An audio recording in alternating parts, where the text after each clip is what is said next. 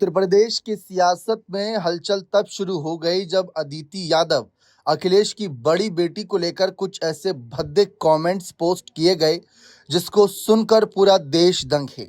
जिसमें बताया गया कि अदिति यादव पढ़ाई कर रही थी और वह अपने किसी मुस्लिम नाइजीरिया दोस्त के साथ भाग गई, वो भी 7 करोड़ रुपए लेकर गायब हैं घर से।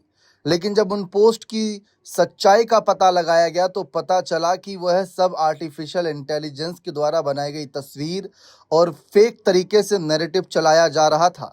सपाइयों ने कहा कि बीजेपी बड़े मुद्दे दबाने के लिए विपक्षी दलों की बहु बेटियों पर हमला कर रही है। अखिलेश यादव ने इस मामले पर बहुत ज्यादा गंभीरता से कार्रवाई की मांग रखी।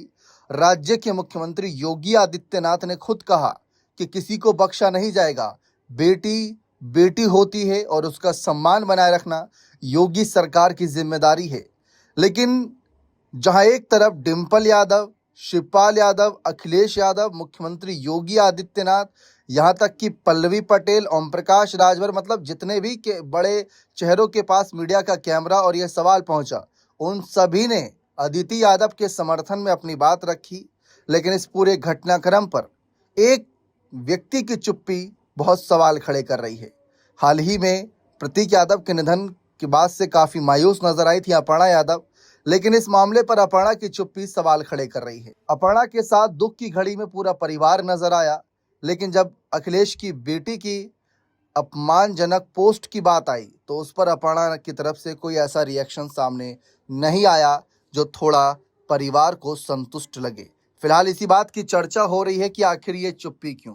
क्या अपर्णा यादव पार्टी के नजरिए से, पार्टी गाइडलाइन के जरिए यानी पार्टी के नियम तहत अपनी बात रखेंगी या नहीं रखेंगी? क्योंकि है तो मुद्दा अखिलेश यादव समाजवादी पार्टी अध्यक्ष की बेटी का, जबकि अपर्णा से एक उम्मीद इस वजह से भी की जा सकती है कि वे राज्य महिला आयोग की उपाध्यक्ष हैं। महिला आयोग की उपाध्यक्ष, सोचिए, तो ऐसे में महिलाओं के हित, सम्मान और उनकी सुरक्षा बनाए रखने के लिए भी कई सारे कमेंट्स पोस्ट उनकी तरफ से किए जाते हैं। वह एक उम्मीद उनसे की जा रही थी, लेकिन ऐसा कुछ नहीं देखने को मिला। तो इस मामले पर परिवार की तरफ से तो एक सम्मानजनक बात सामने आई, लेकिन अपर्णा की तरफ से कोई जवाब सामने ना आना, क्या कारण हो सकता है? क्या कारण हो सकता है कि पति के निधन के बाद अपर्णा यादव काफी मायूस हैं, इस वजह से वह इस मामले पर कुछ नहीं बोली?